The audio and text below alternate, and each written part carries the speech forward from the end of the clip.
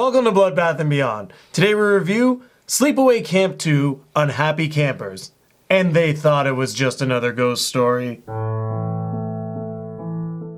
Directed by Michael A. Simpson, starring Pamela Springsteen and Renée Estevez, Sleepaway Camp II picks up about 5 years after the original, where Angela Baker is back and now she is a camp counselor and she's killing kids. So what do we like? I loved that this film is a satire of itself. It's a teenage camper scary movie and they just make fun of the genre and they do it in a really entertaining way. I like the amount of nudity there was. There was like boobs all over the place. It was great. There was just a lot of sexy 80s chicks, and I'm down with that. When I was watching the film with Jay, I'm just like, I don't know if camp is kind of my thing. And then goes right to a shot of boobs, and I'm like, all right, camp could be my thing. You're 10 years too late. Probably 20 years too late. 20 years too late for camp. The nudity was a nice touch. It was appreciated. Also appreciated were the amount of kills. I mean, Angela is out there just killing every single person, which is great. I mean, it gave a lot of room for just like random kills, different one-liners from Angela, because she's no longer that shy girl she used to be.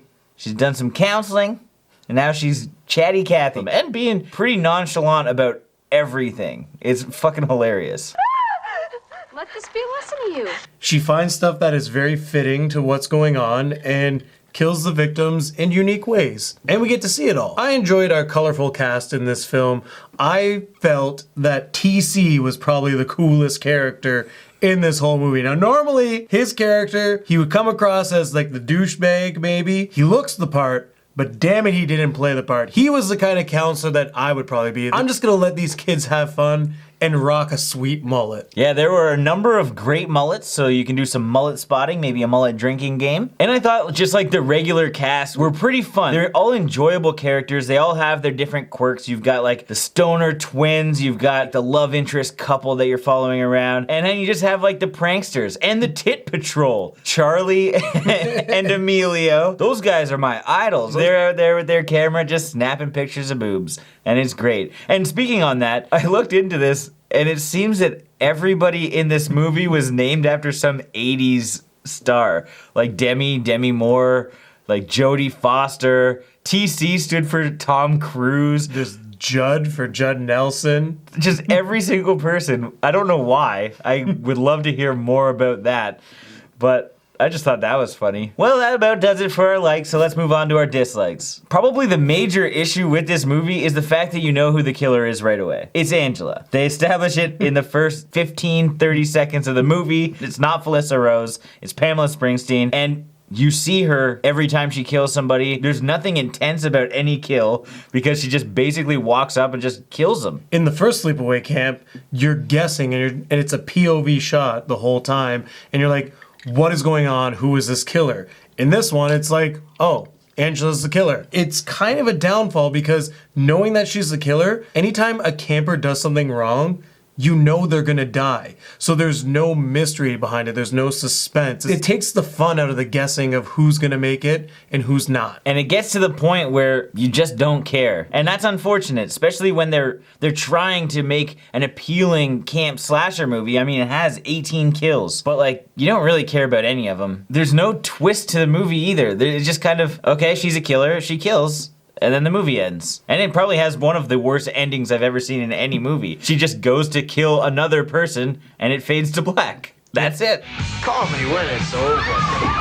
And I think that is the most disappointing fact in this film is Angela's character. In this one, she's all like bubbly and cheery, and it's odd because that's not who is the Angela or Peter that we are aware of. That's, I think, the one thing I really don't like about this film. And I think if they did a completely different standalone and had like the chatty camp counselor who was killing people, that would be good. But because we're expecting Angela, it's not the same. Now, we've established that there was hardly any tension in the movie, if any, but to even like cement that fact even further, there's hardly any like background music. Like the score is almost non-existent, so it doesn't help you kind of feel any kind of emotion.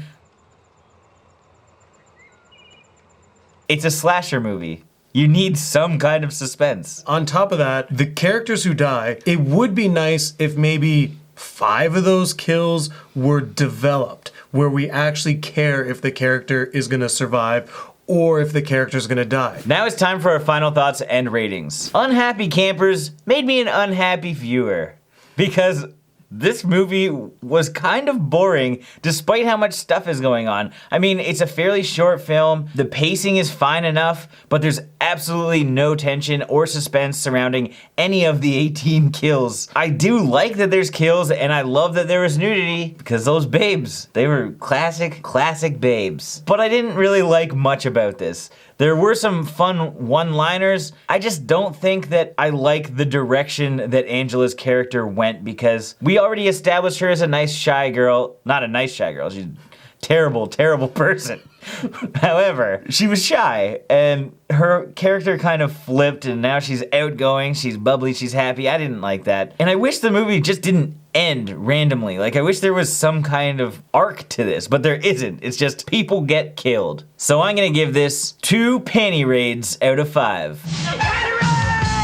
Sleepaway Camp 2 was a good film. The one thing that stands out most in this film is the satirical nature. I thought it was very clever, and I think they did a great job getting the comedy and the horror across in this film. The only thing they didn't do was build the suspense and make you care about the characters that were dying on screen. It's just one of those things you could sit down and watch and not have to think about and not care because stuff's going on the screen and it really doesn't matter. But it looks nice. So with that being said, I'm gonna give this 3.5 overly excited happy campers out of 5. As always, thank you for watching. Like this video and comment below with your thoughts on the film and your favorite camp slasher. And if you haven't watched this and you do want to check it out, there are links in the description where you can find it.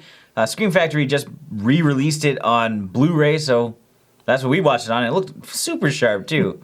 It didn't look like an 80s movie, that's for sure. Anyway, check it out. Subscribe to the channel if you haven't already to stay updated with everything Bloodbath and beyond.